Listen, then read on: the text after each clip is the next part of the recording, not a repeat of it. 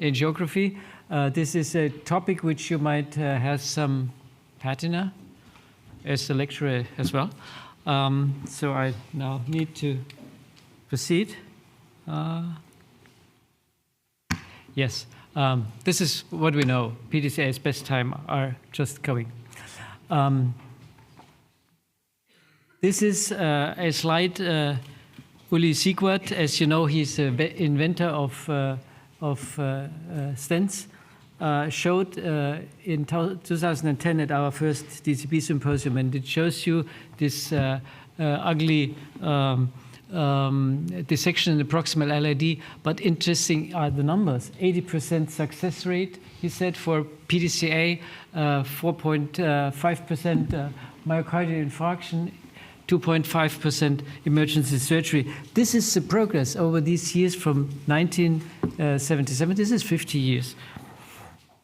But we learned much more about dissection, but we have to go back to Andreas Grünzig's paper.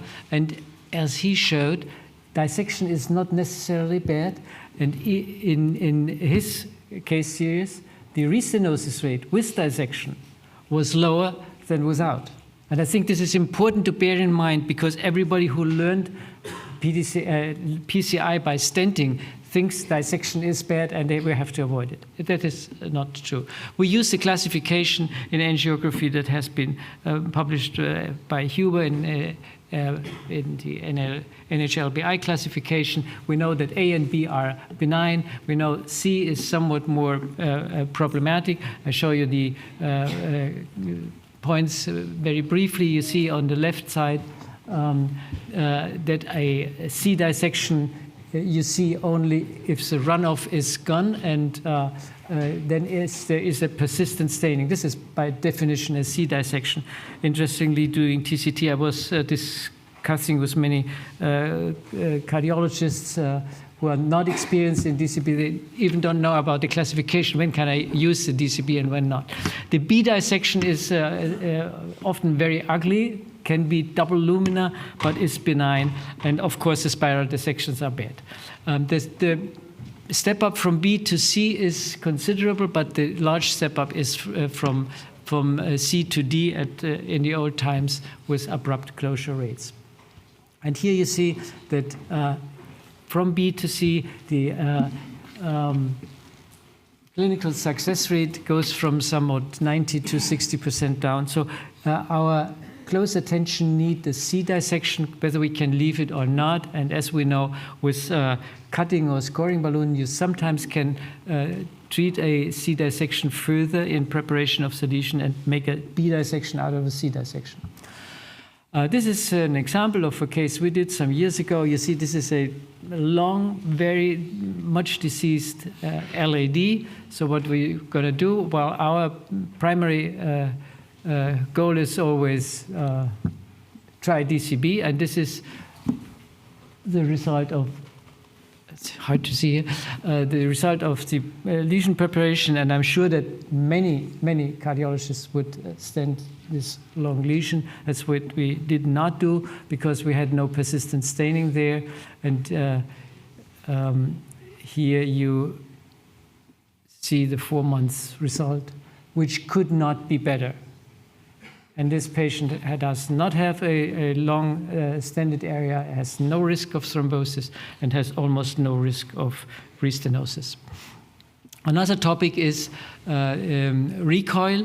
We should distinguish between recoil and incomplete balloon expansion. If you have incomplete balloon expansion, you have to reach the goal of complete balloon expansion. There's no place for DCB. But if you have recoil, it's a little bit different. And you see here this obtuse marginal branch, which has stenosis, and the circumflex is also diseased, but not that severe. In the middle, you see that the result of predilatation and drug-coated balloon is not really very nice, but after 4 months out, you see there is a perfect positive remodeling. This was actually one of the first cases which where we experienced this positive remodeling, and soon after we described together with Bruno in a paper about positive remodeling.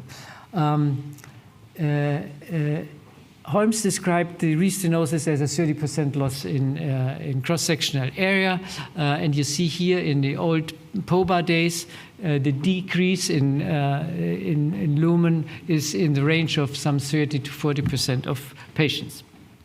When we compare these results of this study I just mentioned with our results, the Holmes data in blue, our data in red, you see with a minus 30% cutoff, there is still a lot of patients who have more deterioration with POBA, but almost no patient with drug-coated balloon. On the other hand, drug-coated balloon have much more cases with positive remodeling.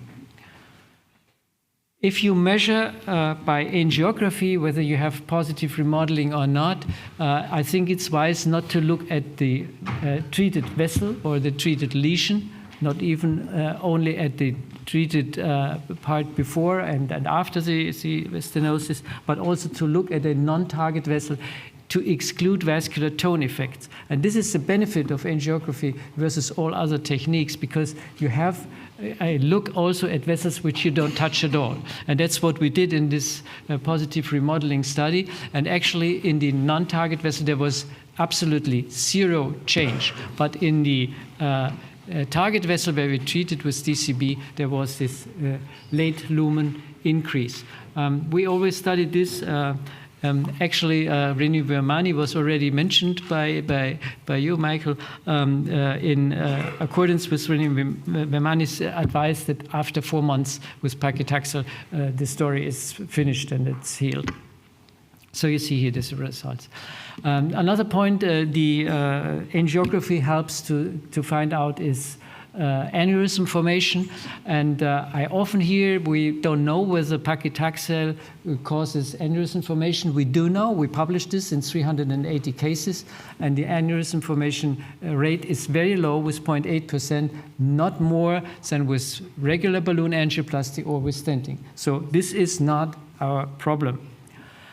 And what about calcified lesions? We just published this paper that even in calcified lesions, if you predilate properly using IVL, you have no restenosis and only a very, very small tendency to even positive remodeling. So calcification is also not a reason to not use DCB, and we just heard in the solution trial the calcified lesions did especially well.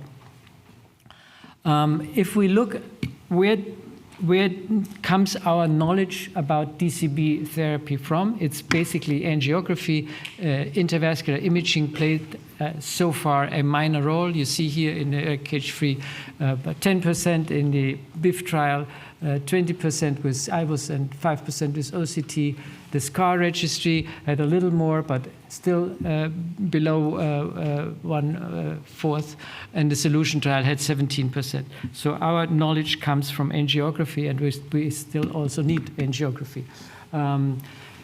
I myself learned a lot from angioscopy, not only that patients with acute coronary syndrome have these yellow and yellow-reddish lesions, almost all of them, 96% we found this, but also that what people describe, you use OCT for the first time, you always have dissection. Always. There's no PTCA without dissection.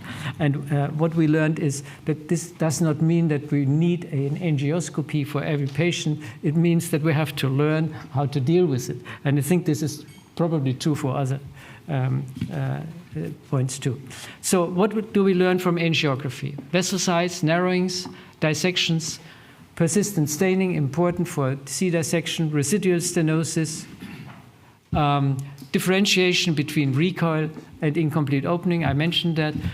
The flow can be further studied in the future, aneurysm formation, calcification, balloon, and vessel rupture. You don't see that with other techniques. So I think it's still important. And so let me conclude. Most of what we know about DCB in chronic and acute coronary syndromes comes from clinical and angiographic follow-up. Angiography is still the working horse of PCI, and especially for DCB application. There is currently no consensus as to the role of physiological assessment or OCT IVUS on modifying of the procedure in DCB. This might be different in blended procedures. If you have a stand-in, the story is different. But for DCB, there is no consensus what it would change. The rescue and bailout stenting before the DCB application is primarily based on angiography, as in the solution trial was done. And intravascular imaging is a good learning tool, no doubt, for interventionalists. Experience is important. And my friends told me to not say the last sentence, but I say it anyhow. You either need intravascular imaging or experience. Thanks so much.